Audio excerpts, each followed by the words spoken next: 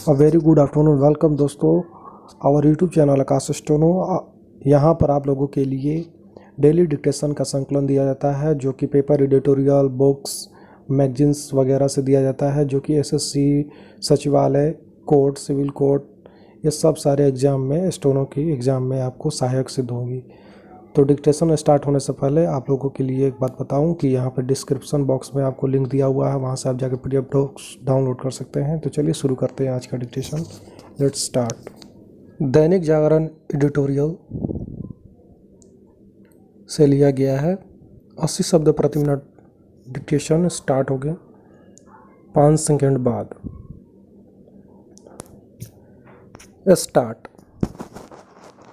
भारत की सीमाओं से लगे देशों से आने वाले विदेशी निवेश के लिए सरकारी मंजूरी अनिवार्य करके समय रहते सही कदम उठाया गया है। इसमें संदेह नहीं कि यह कदम मुख्यतः चीन को ध्यान में रखकर ही उठाया गया है, क्योंकि वहीं से आने वाले प्रत्यक्ष विदेशी निवेश से घरेलू कंपनियों के अधिग्रहण का खतरा अधिक है। कोरोना वायरस के संक्रमण से उपजे हालात में यह खतरा और बढ़ गया था। चीनी कंपनियां मौजूदा हालात का फ़ायदा उठाकर भारतीय कंपनियों को खरीद सकती है। इसकी आशंका को तब बल मिला था जब कुछ दिनों पहले पीपुल्स बैंक ऑफ चाइना ने HDFC में अपनी हिस्सेदारी बढ़ाई थी। चूँकि चीन सरकार और वहाँ की कंपनियां दूसरे देशों की प्रतिकूल परिस्थितियों को बेजा फ़ायदा उठाने में माहिर है, इसलिए उनसे सावधान रहने में ही भलाई है। विदेशी निवेश संबंधी नीति की समीक्षा के बाद उसमें बदलाव करके चीन को एक तरह से पाकिस्तान की श्रेणी में रख दिया गया है। चीन को इसका एहसास हो या न हो, लेकिन आज जब पूरी दुनिया उसके इरादों को लेकर संदेह से भर उठी है, तब फिर भारत के लिए भी चेतना आवश्यक था।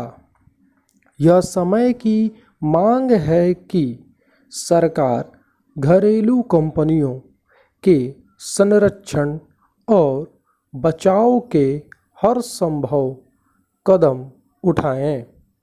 सच तो यह है कि किसी को भी उनकी कमजोरी का लाभ नहीं उठाने दिया जाना चाहिए। यह समय घरेलू कंपनियों को सहारा देने और उन्हें सक्षम बनाने का है। पैराचेंज।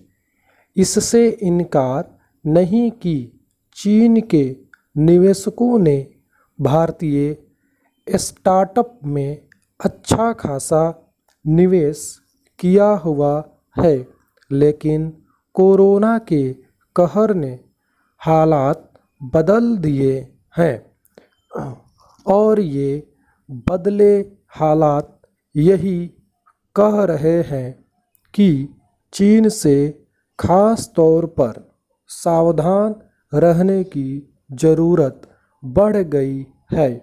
जरूरी केवल यही नहीं है कि चीन की धरती से भारतीय कंपनियों में मनचाहे निवेश की निगरानी की जाए, बल्कि इसकी भी है कि भारतीय उद्योग जगत की चीन पर निर्भरता कम करने के हर संभव कदम उठाए जाएं।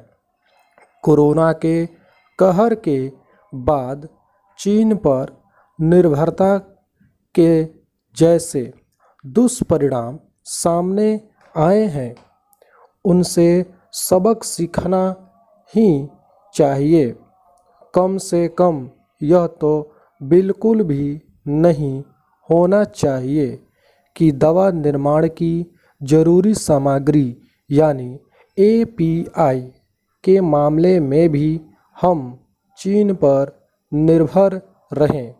आज जब दुनिया के अन्य देश भी चीन पर अपनी निर्भरता कम करने या खत्म करने की सोच रहे हैं, तब फिर भारत को इसके लिए भी प्रयास करने चाहिए कि वह इन देशों के लिए चीन का विकल्प बन सके।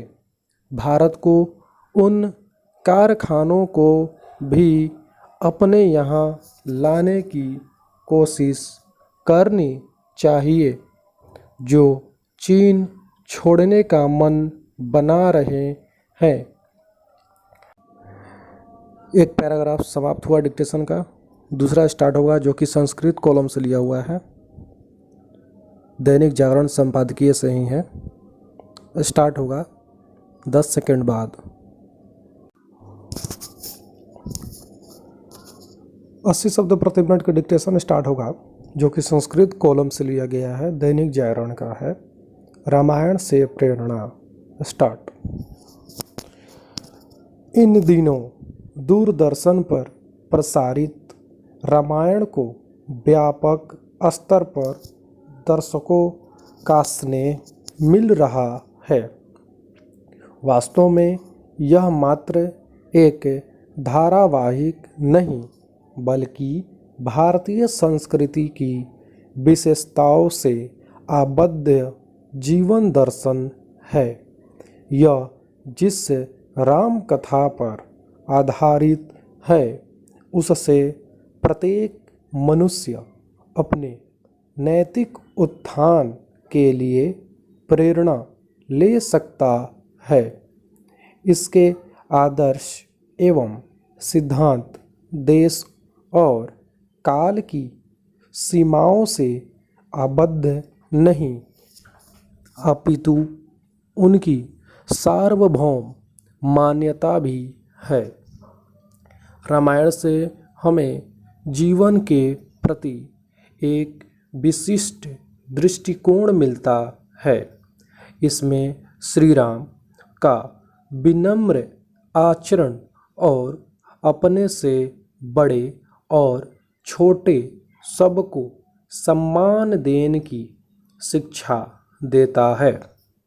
इससे यही सीख मिलती है कि तमाम संसाधनों और वैभव के बावजूद सबसे अपेक्षित व्यवहार करना चाहिए।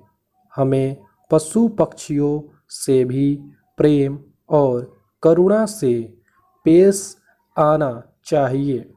सच्चा मानव वही है जो सबसे समानता से पेश आता है। रामायण में माता पिता को देवता के समान स्थान मिला है। रामायण की प्रासंगिकता आज के समय में इसलिए और भी अधिक है क्योंकि वर्तमान भोगवादी सभ्यता के कारण पूरे विश्व में परिवार नामक संस्था का पराभाव हो रहा है। पैरा।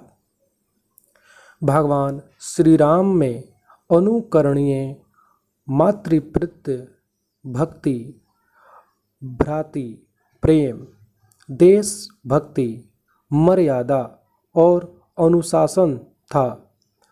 कुशल प्रजा पालक होने से उन्होंने अपने राज्य को राम राज्य में तब्दील किया।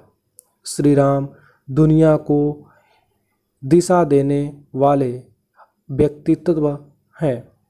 राम को दुख ही भोग लगे, लेकिन उनसे दूसरों का दुख नहीं देखा गया।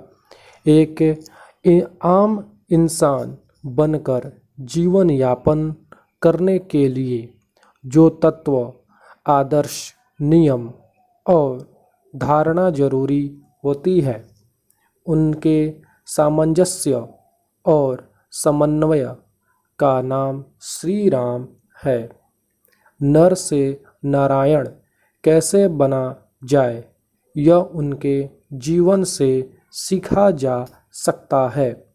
श्री राम के चरित्र में पग पग पर मर्यादा, त्याग, प्रेम और लोक व्यवहार के दर्शन होते हैं। और सबसे बड़ी बात, रामायण में राम राज्य की कल्पना जो महर्षि वाल्मीकि ने प्रस्तुत की है, हमारे देश के लिए भी निरंतर पाथेय रहेगा। ये डिक्टेशन समाप्त हुआ, जो कि 80 शब्द प्रति मिनट की डिक्टेशन था। और इसी तरह का डिक्टेशन डेली अपलोड किया जाता है, तो चैनल को सब्सक्राइब करें और बेल आइकन को प्रेस करना ना भूलें। इसका लिंक जो है, PDF जो है, आपको डिस्क्रिप्शन बॉक्स में मिल जाएगा। वहाँ पर लिंक दिया हुआ है, वहाँ से आप लोग डाउनलोड कर सकते हैं।